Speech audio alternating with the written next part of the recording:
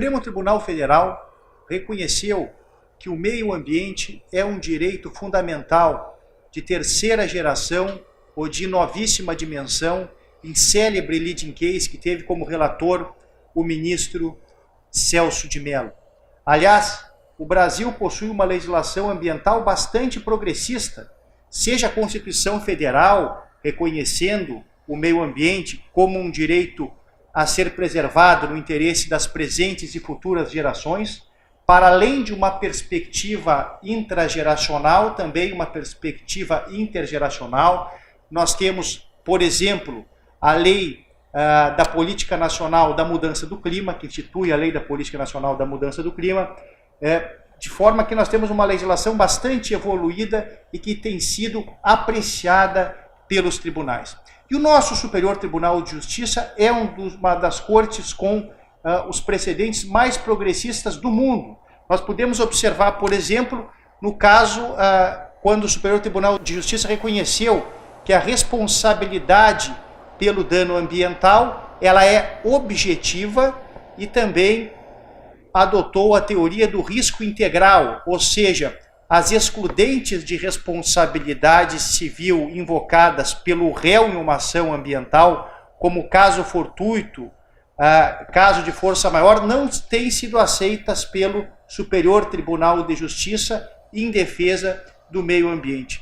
Basta a demonstração da prova do nexo causal e do dano para que esteja presente o dever de indenizar. E não apenas nos casos de ação geradora de danos ambientais, mas também naqueles casos de omissão que geram o dano ambiental. Assim fica afastada aquela velha teoria do direito administrativo da falta do serviço, com origem no direito francês. Do mesmo modo, o Superior Tribunal de Justiça tem reconhecido a imprescritibilidade das ações para reparação de dano ambiental, ou seja, os danos ambientais, eles se prolongam no tempo, se prolongam no espaço. Evidentemente que eles não podem sofrer um período restritivo para o ajuizamento de determinada ação. Vejamos, por exemplo, o acidente do Césio 137 em Goiânia, por exemplo, ou então o próprio caso de Mariana, que certamente já causou danos à fauna e à flora local, do Rio Doce para além dele, né? Mas também vai gerar danos através dos anos. Então, o Superior Tribunal de Justiça pacificou o entendimento que as ações para reparação de dano ambiental são imprescritíveis. Do mesmo modo, no caso de uma propriedade rural que esteja desmatada, poluída ou com solo contaminado, o Superior Tribunal de Justiça entendeu que essa é uma causa propter rem para a reparação do dano ambiental. Explico. Não importa se o proprietário atual da propriedade rural não foi o causador do dano ambiental. Ainda que uma propriedade rural tenha sido desmatada ou tenha tido solo contaminado há 20 ou 30 anos, o Superior Tribunal de Justiça entende que essa obrigação tem a característica de ser propter rem. A obrigação propter rem ela fica vinculada ao título de domínio da propriedade. Então, o atual proprietário sempre terá a obrigação de reparar o dano ambiental. Do mesmo modo, o Superior Tribunal de Justiça tem adotado a teoria da inversão do ônus da prova.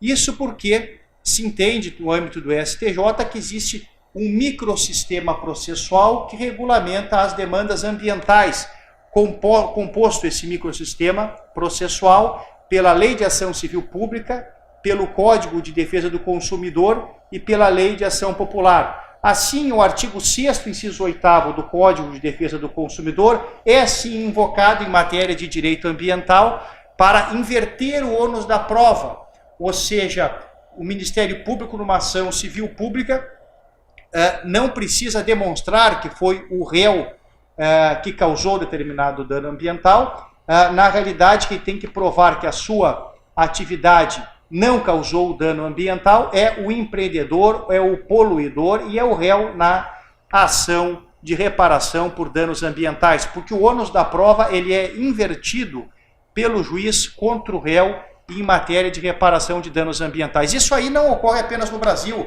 né? Ocorre nos países nórdicos, na Europa, inclusive na legislação ambiental norte-americana.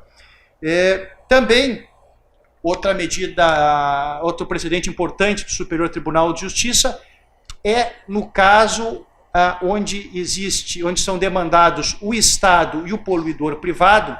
O Estado, por exemplo, no momento que concedeu um licenciamento ambiental fraudulento ou que se omitiu na fiscalização de determinada obra, tanto o Estado como o particular, eles são condenados solidariamente a reparar o dano ambiental. Mas a execução dessa obrigação de reparar o dano ambiental, ela se dá, de acordo com o Superior Tribunal de Justiça, de modo subsidiário. Primeiro, executa-se o ente privado, o poluidor privado, para apenas após, se esse não tiver patrimônio, se promove a execução contra o Estado. Isso para que a sociedade não tenha que, para além de sofrer o dano ambiental, ter que também custear a reparação deste dano, ou seja, pagar duas vezes. Também é uma jurisprudência bastante progressista. Nessa época de mudanças climáticas, nós sabemos que o ano de 2016 foi o ano mais quente desde o início das medições das temperaturas que iniciaram em 1880. Em segundo lugar está o ano de 2015. E o ano mais quente de todo esse período foi o ano de 2016. E o que é mais grave, segundo divulgado pela NASA, a Agência Aeroespacial Norte-Americana, os 3 primeiros meses de 2017 foram mais quentes que os 3 primeiros meses do ano de 2016. O Superior Tribunal de Justiça, então, está sendo bastante rigoroso para coibir as queimadas que são autorizadas de modo específico pelo Código Florestal. O Superior Tribunal de Justiça tem uma jurisprudência bastante restritiva na autorização das queimadas, seja para a colheita da cana-de-açúcar, seja para a exploração da atividade agropecuária. Outra medida muito importante do Superior Tribunal de Justiça, nesse caso. Isso porque nós estamos com uma concentração de emissões de gases de efeito estufa de quase 400 partes por milhão na atmosfera. E isso jamais aconteceu ao longo dos últimos 400 mil anos. E os eventos climáticos extremos, nós temos observado, têm aumentado, como secas, enchentes, aumento de intensidade das tempestades, ciclones, furacões, gerando prejuízos humanos, econômicos e ambientais bilionários para todo mundo e para toda a humanidade.